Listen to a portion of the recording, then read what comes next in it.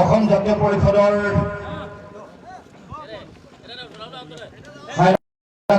উদ্যোগত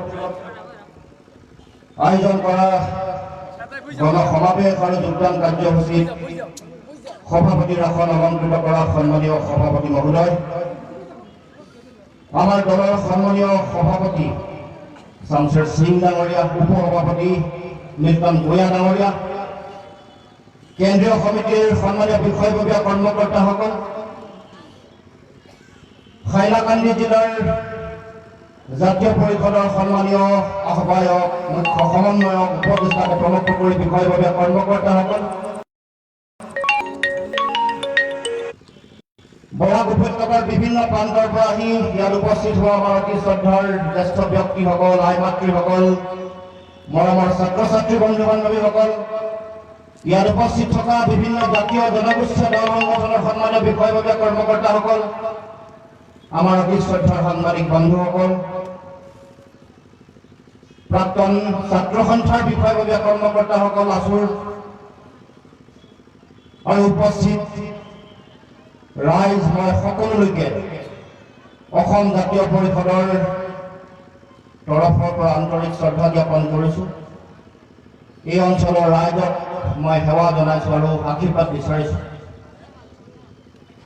অসম জাতীয় পৰিষদৰ পৰিয়ালে হাইলাকান্দিৰ জ্যেষ্ঠ ব্যক্তি, আই মাতৃ, শিক্ষাগুৰুসকলৰ পৰা আশীৰ্বাদ বিচাৰিছোঁ যাতে আমি অসমত এই জাতীয়তাবাদৰ যি আৰম্ভ কৰিছোঁ, এই জাতীয়তাবাদক যাতে শক্তিশালী ৰূপত আগবঢ়াই লৈ যাব পাৰোঁ। অসম জাতীয় পৰিষদৰ নীলিম পতাকাৰ তলত সকলোৱে থিয় হৈ সমন্বয়ৰ ঐক্যবদ্ধ অসমৰ মানুহৰ জয়গান যাতে যাব পাৰে, সকলোৱে ঐক্যবদ্ধভাৱে যাতে আগবাঢ়িব পাৰে, হিন্দু মুছলমানৰ ৰাজনীতি যাতে এইখন অসমত শেষ হয়, আমি সকলোৱে বৰাক ব্ৰহ্মপুত্ৰ সকলো উপত্যকাৰ মাজত থকা যিটো দূৰত্ব, এই দূৰত্ব নাইকিয়া হৈ একেলগে যাতে আগবাঢ়ি যাব পাৰোঁ, সেই চিন্তা আগবাঢ়িব। যিমান সাহস আহিলে, যিমানে ৰাজনীতি কৰিলে, সকলোৱে এটাই কাম কৰিলে, ব্ৰহ্মপুত্ৰক ভাগ কৰি ৰাখিলে। আজিও সেই কাম চলি আছে। সেইকাৰণে আপোনালোকে মেঘালয়লৈ হৈ আপোনালোকে গুৱাহাটীলৈ যাব লাগে। প্ৰতিটো ৰাজনৈতিক দলৰ এটাই লক্ষ্য, বৰাক আৰু ব্ৰহ্মপুত্ৰ যাতে এক হৈ যাব নোৱাৰে। তেওঁলোকৰ মাজত তেওঁলোকৰ আবেগ, তেওঁলোকৰ অনুভূতি, তেওঁলোকৰ মাজত সমন্বয় যাতে জীয়াই থাকিব নোৱাৰে, যাতে তেওঁলোকে ভাগ কৰি তেওঁলোকৰ ৰাজনৈতিক বৈতৰণি যাতে তেওঁলোকে পাৰ হ'ব পাৰে। গতিকে আজি মই বৰাক উপত্যকাৰ হাইলাকান্দিত থিয় হৈ ক'ব খুজিছোঁ, সেই দিন আৰু বৰ বেছি দিন নচলিব। সেই ৰাজনীতি অসমত অসম জাতীয় পৰিষদ আহিছে সমন্বয় কৰাৰ কাৰণে, বৰাক ব্ৰহ্মপুত্ৰ দুয়োটা উপত্যকাৰ মাজত সমন্বয় আৰু ঐক্য গঢ়িবৰ কাৰণে। আৰু আমি আজি ইয়াত থিয় হৈ ক'ব খুজিছোঁ, সেই যিটো ষড়যন্ত্ৰ, সেই যিটো ৰাজনীতি, মানুহৰ মাজত বিভাজনৰ ৰাজনীতি ভাঙি আমি সকলো উফৰাই আমি সমগ্ৰ অসমক এক কৰি ঐক্যবদ্ধ অসমৰ মানুহক আমি আগবঢ়াই লৈ যাম। আৰু সেইকাৰণে ক'ব খুজিছোঁ, অসম জাতীয় পৰিষদৰ চৰকাৰ হ'লে আপোনালোকে মেঘালয়ৰ মাজেৰে গুৱাহাটীলৈ যাব নালাগে। আপোনালোকে মেঘালয়ৰ মাজেৰে পাৰ হৈ এটা পাক মাৰি গুৱাহাটীলৈ যাব নালাগে, আপোনালোকে ব্ৰহ্মপুত্ৰ উপত্যকালৈ যাব নালাগে। আপোনালোকে অসমৰ মাজেৰে যোৱাৰ ব্যৱস্থা অসম জাতীয় পৰিষদে কৰিব, এইটো নিশ্চিত। কাৰণ ভাগ কৰি থকাটোৱে তেওঁলোকৰ ৰাজনীতি,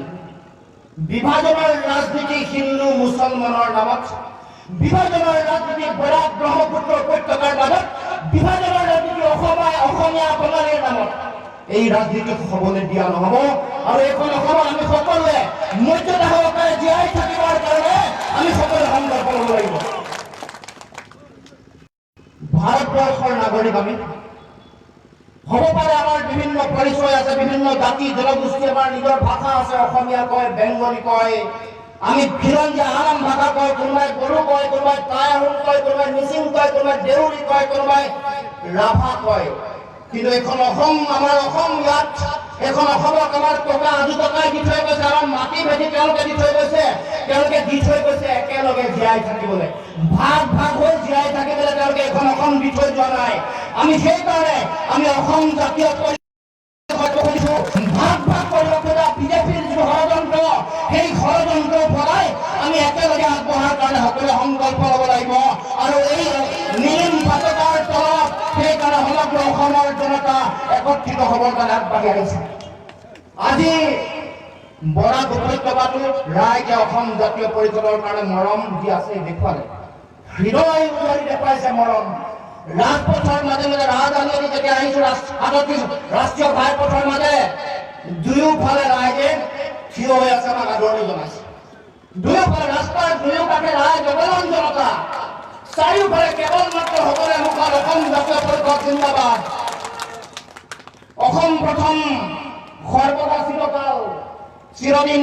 এই যিটো শ্লোগান, এই শ্লোগান চাৰিওফালে আওৰাইছে। ৰাজপথত আমাৰ লগত যিমানবোৰ দলীয় কৰ্মকৰ্তা আহিছে, বাইক ৰেলী হৈছে, 100খন গাড়ীয়ে যেতিয়া যাত্ৰা আৰম্ভ হৈছে, চাৰিওফালে কেৱল মাত্ৰ নীলা আৰু নীলা, নীলা পতাকা, হাতত গামোচা। অৰ্থাৎ এই অঞ্চলৰ ৰাইজে কৈ দিছে, আমি হিন্দু মুছলমানৰ ৰাজনীতিক এই অঞ্চলৰ ৰাইজে কৈ দিব খুজিছে, আমাক যে বৰাক ব্ৰহ্মপুত্ৰ বুলি ভাগ ভাগ কৰিব খোজা, ইয়াক আমি উফৰাই পঠাব বিচাৰিছো। আমি এক হৈ থাকিম। এই এক হৈ থকাৰ যিটো শক্তি, যিটো চিন্তা, যিটো আদৰ্শ, সেই আদৰ্শ আমাৰ আগৰ যিসকল পূৰ্বপুৰুষ আছে তেওঁলোকে দি থৈ গৈছে।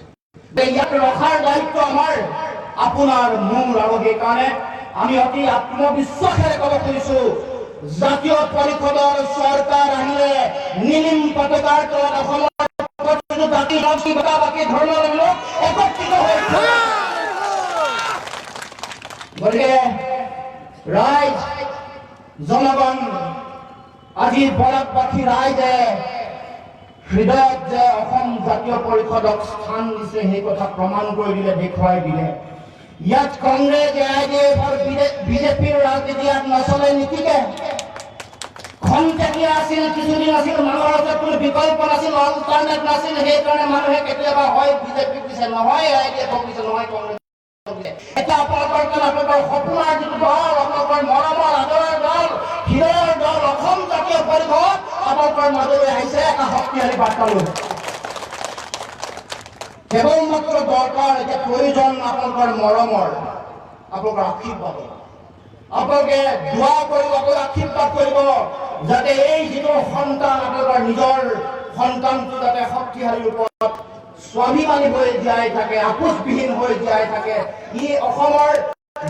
কোনো কথাত যেতিয়া কোনো কাৰণে কম্প্ৰমাইজ নকৰে, আপোচ নকৰে, তেনেকুৱাকে আপোনালোকে আশীৰ্বাদ দিব, মৰম দিব। কাৰণ আমাৰ যিসকল শাসক আছে, তেওঁলোকৰ কোনো শক্তি নাই, তেওঁলোকৰ কোনো দম নাই। দিল্লীয়ে যি কয় তাকে শুনে, যি কথা কয় য়েছ বছ, যি জাতি দিয়ে তাকে গ্ৰহণ কৰে। দিল্লীৰ চকুত হৈ কথা ক'ব পৰা, যুক্তিৰে নিজৰ অধিকাৰ আনিব পৰা, আজৰি আনিব পৰা শক্তি আৰু ক্ষমতা অসমৰ শাসকৰ নাই আপোনালোকে দেখিলে। সেইকাৰণে আপোনালোকৰ ইয়াত কাছাৰ কাগজ কল, হাইলাকান্দিৰ একমাত্ৰ যিটো উদ্যোগ, গুৰু উদ্যোগ, হেভি ইণ্ডাষ্ট্ৰী, সেইটো আজিলৈকে জীয়াই তুলিব পৰা নাই। কাৰণ তেওঁলোকৰ দম নাই, দিল্লীৰ চকুত হৈ কথা ক'ব নোৱাৰে। দিল্লীৰ মহতীয়া চৰকাৰ, বিজেপি চৰকাৰ, কংগ্ৰেছ চৰকাৰ, তেওঁলোকে কোনো কথা দিল্লীৰ পৰা নিজৰ অধিকাৰ আজৰি আনিব পৰা তেওঁলোকৰ শক্তি নাই, তেওঁলোকৰ দম নাই। গতিকে আমি ক'ব খুজিছো, আমি আহিছো, আমি যুক্তৰাষ্ট্ৰীয় ব্যৱস্থাত ফেডাৰেল এখন ৰাষ্ট্ৰত থকা অসমৰ হাইলাকান্দিৰ কাৰণে কাছাৰ কাগজ কল যিটো আমাৰ অধিকাৰ, সেই অধিকাৰ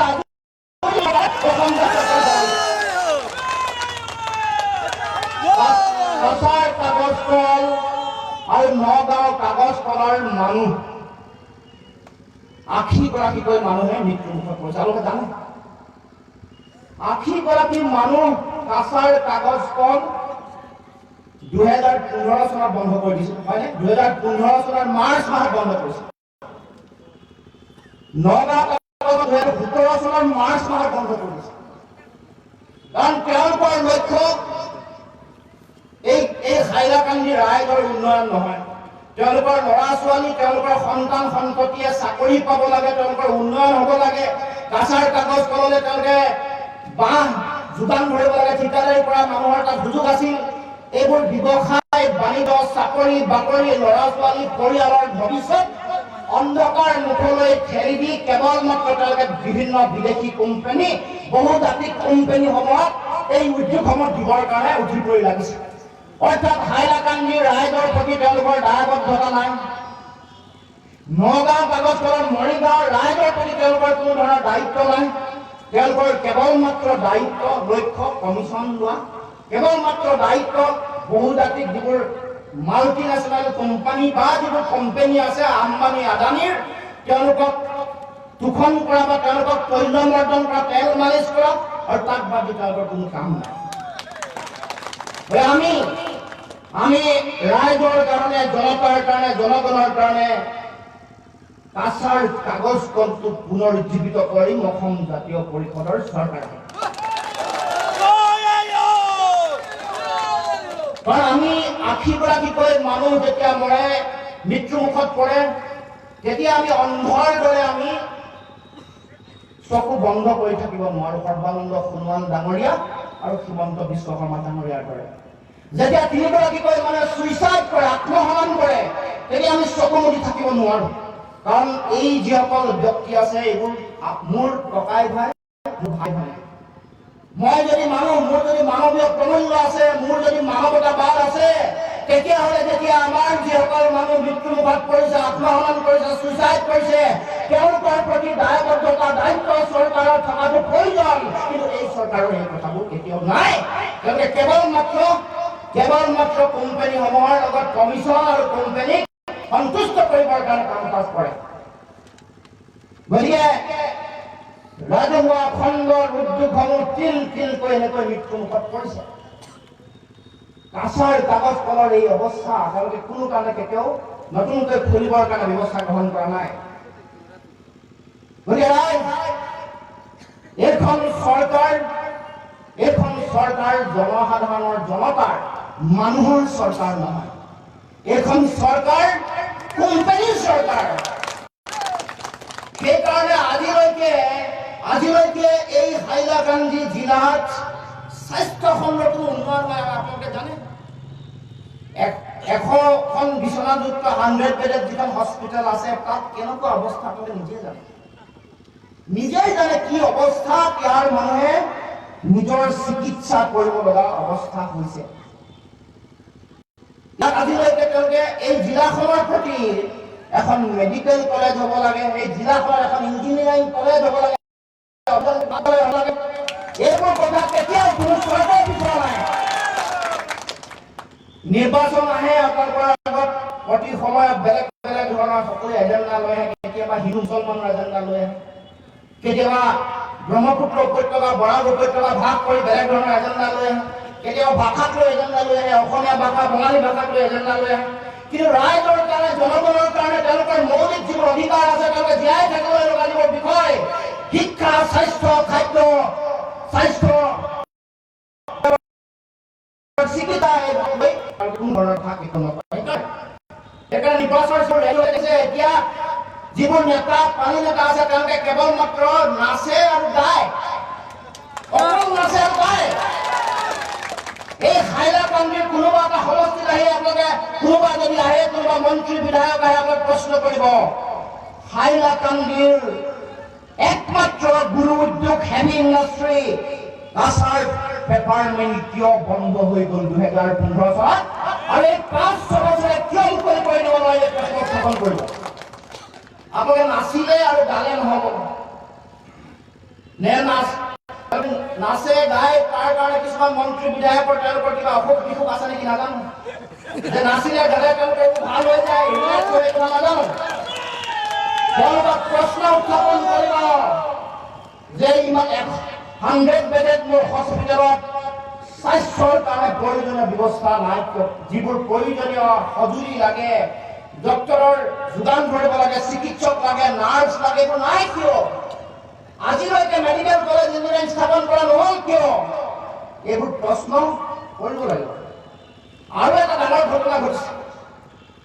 যিসকল আদিবাসী চাহ জনগোষ্ঠী মানুহ আছে, চাহ বাগানত যিসকলে কাম কৰে, ব্ৰহ্মপুত্ৰ উপত্যকাত তেওঁলোকৰ এখন সুকীয়া লেবাৰ পলিচি, তেওঁলোকৰ দৈনিক মজুৰি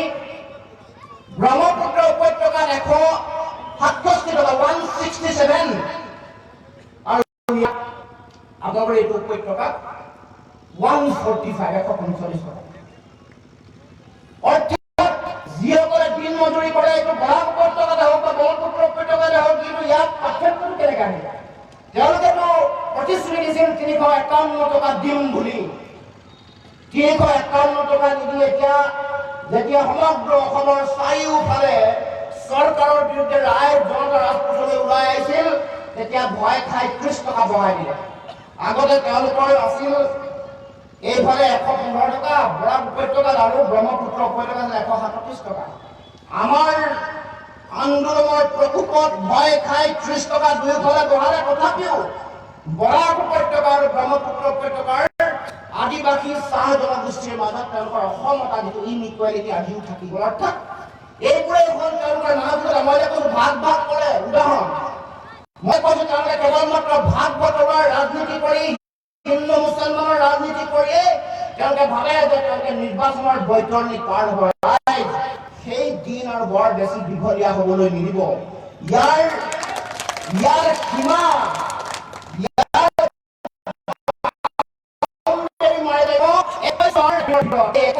এপ্ৰিল মাহৰ ভিতৰত, মে' মাহৰ ভিতৰত ইয়াৰ উত্তৰ দিব লাগিব। আৰু মই সমগ্ৰ অসমৰ বিভিন্ন প্ৰান্তলৈ যেতিয়া গৈছো, ৰাইজৰ মৰম, স্নেহ, উৎসাহ, উদ্দীপনা, তেওঁলোকৰ আশীৰ্বাদ, তেওঁলোকৰ সুভাষিত, তেওঁলোকৰ চকু পানী মোৰ গাত ধৰি পৰা মৰম দেখি মই বুজি পাইছো যে এইবাৰ অসমত এখন জাতীয়তাবাদৰ চৰকাৰ আহিব, এখন জাতীয়তাবাদী চৰকাৰ আহিব, এখন জাতীয়তাবাদী চৰকাৰ আহিব, এইটো নিশ্চিত। কিন্তু আমি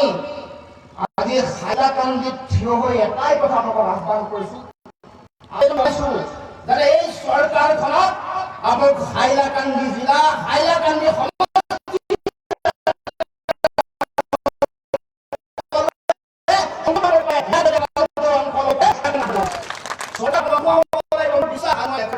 মৰম, স্নেহ আৰু চাৰিওফালে উৎসাহ উদ্দীপনা দেখাৰ পিছত মই বিশ্বাস কৰিছো যে ইয়াত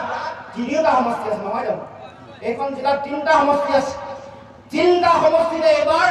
অসম জাতীয় পৰিষদৰ নীলিম পতাকা আকাশত উৰিব, এইটো নিশ্চিত। চৰকাৰত অংশগ্ৰহণ কৰিব 3টা সমষ্টিলৈ যোৱাটো নিশ্চিত। গতিকে ৰাইজ, সময় বৰ বেছি নাই, 2টা মাহ আছে। এতিয়া আপোনালোকৰ এই মৰম আৰু আশীৰ্বাদবোৰ এইবোৰ আপোনালোকে EVM মেচিন বা বেলট পেপাৰত আপোনালোকে ভোটলৈ পৰিৱৰ্তন কৰিব লাগিব।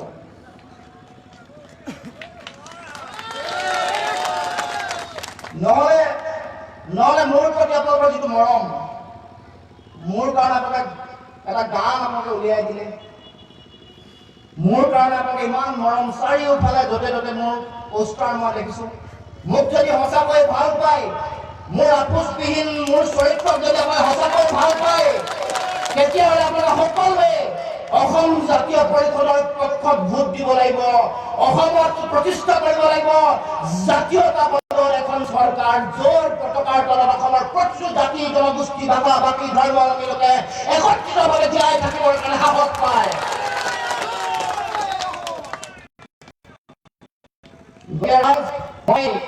মই আশা কৰি আহিছো আপোনালোকৰ ওচৰলৈ যে এইবাৰ ইয়াৰ 15খন আসনত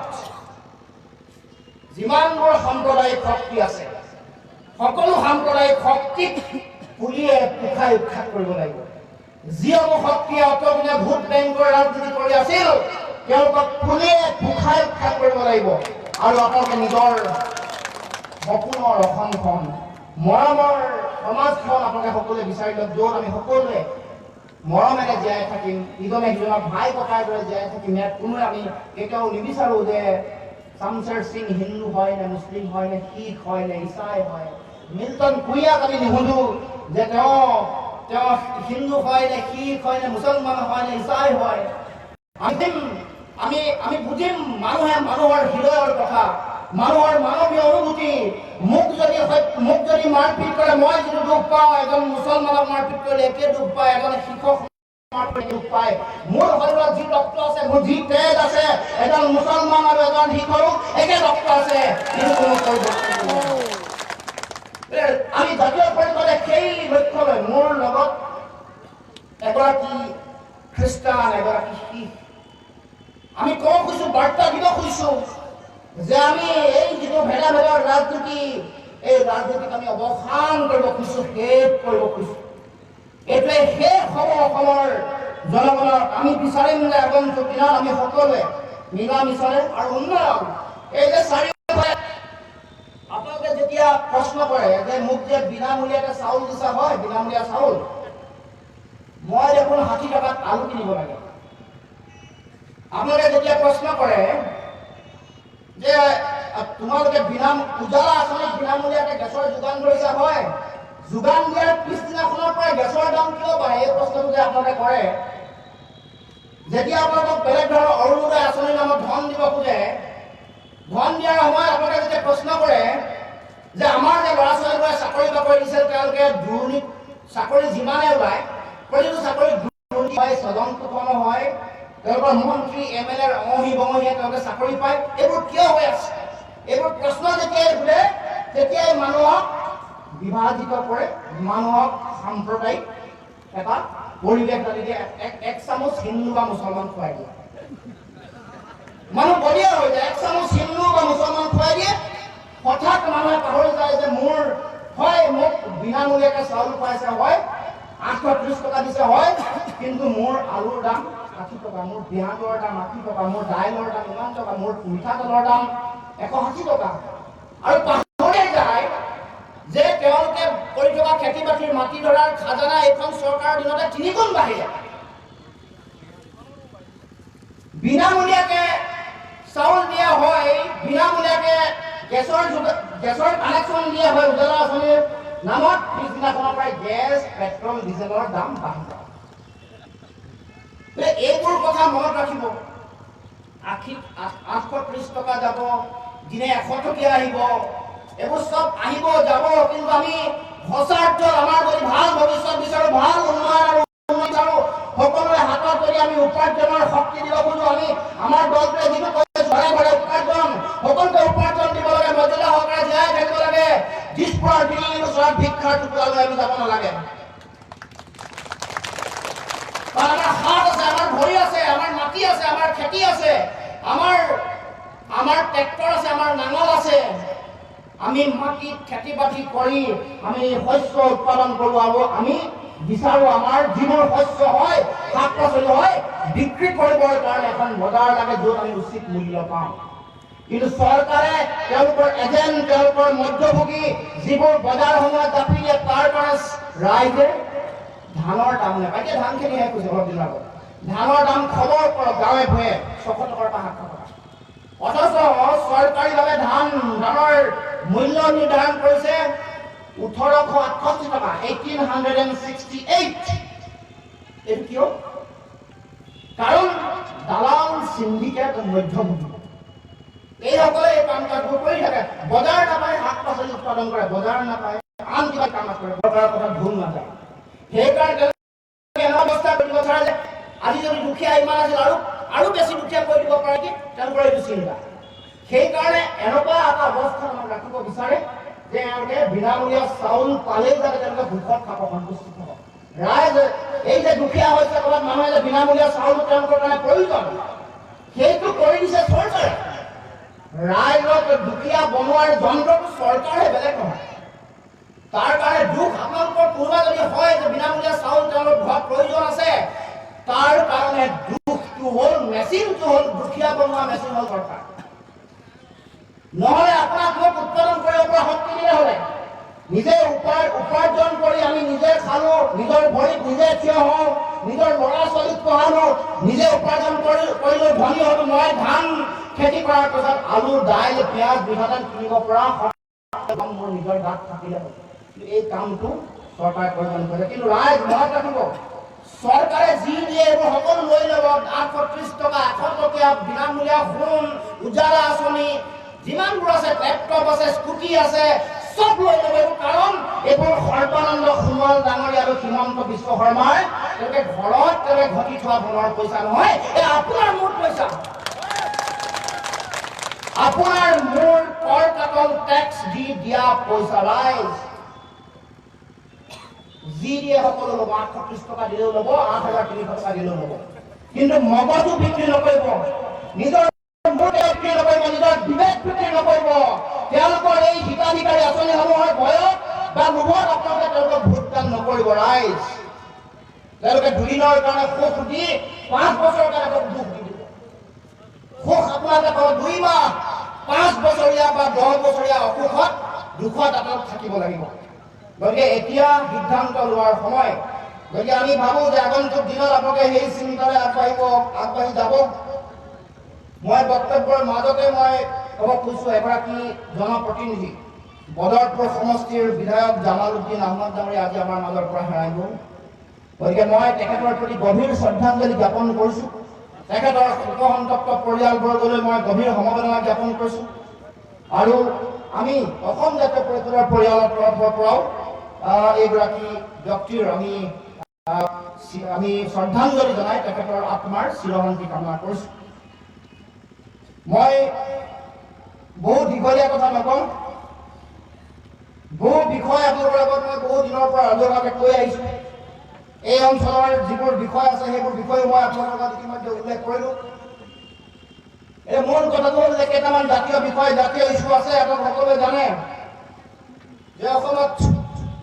ৰাষ্ট্ৰীয় নাগৰিকপঞ্জী NRC প্ৰস্তুত কৰা হৈছিল NRC প্ৰস্তুত কৰাৰ সময়ত চৰকাৰৰ সদায় এটা ষড়যন্ত্ৰ আছিল যে NRC খনৰ যোগেদি তেওঁলোকে মুনাফা লাভ কৰিব এটা সাম্প্ৰদায়িক কমিউনেল পলিটিক্স কৰে সেইকাৰণে যেতিয়াই যিসকল মানুহৰ বৈধ নথিপত্ৰ আছে যিসকল বৈধ ভাৰতীয় নাগৰিক হয় তেওঁলোকৰ নাম সন্নিৱিষ্ট হোৱাৰ কথাটো তেওঁলোকে কেতিয়াও মৌন হৈ আছে বা তেওঁলোকে কোনো ধৰণৰ সক্ৰিয়ভাৱে কাম কাজ কৰা নাই সেইকাৰণে এই যে কিছু ব্যক্তি বৈধ ভাৰতীয় নাগৰিক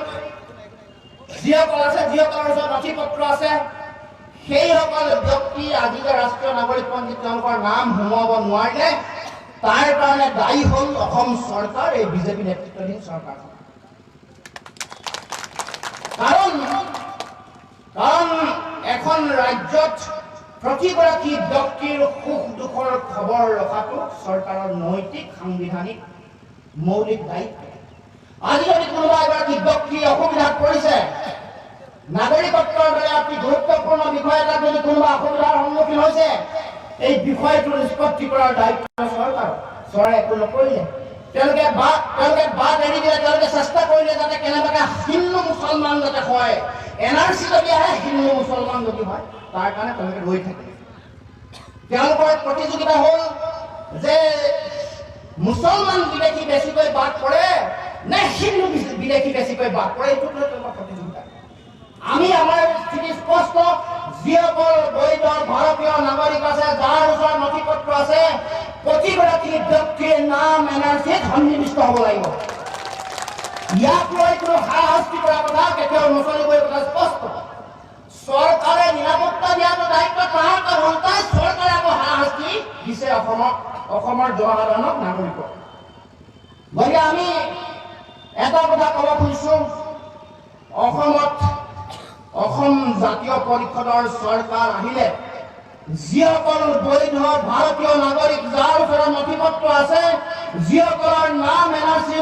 NRCত নাই বা NRCৰ পৰা কৰ্তন কৰিছে তেওঁলোকৰ নাম সন্নিৱিষ্ট কৰিবৰ কাৰণে অসম জাতীয় পৰিষদে ন্যায়িকভাৱে আমি সহযোগিতা আগবঢ়াম লিগেল এইড ন্যায়িক আমি সহযোগিতা আগবঢ়াম গতিকে অসমত বসবাস কৰা 71 চনৰ 25 মাৰ্চৰ আগত অহা কোনো এগৰাকী ব্যক্তিয়ে কেতিয়াও নিজৰ নাগৰিকত্বক লৈ নিজৰ অধিকাৰক লৈ নিজৰ ভৱিষ্যতক লৈ কেতিয়াও চিন্তাত থাকিব নালাগে সকলো ব্যক্তিক 71 চনৰ আগত অহা সকলো ব্যক্তিক সংবিধান প্ৰদত্ত অধিকাৰ দিয়াৰ দায়িত্ব অসম জাতীয় পৰিষদৰ সংবাদ থাকিব নালাগে কোনো চিন্তাত থাকিব নালাগে আৰু কাকো ইয়াক লৈ ৰাজনীতি কৰিবলৈ দিয়া নহয় 51-71ৰ মাজৰ ব্যক্তিসকলক লৈ অটবিলে কংগ্ৰেছ বিজেপি সৰন্তৰ ৰাজনীতি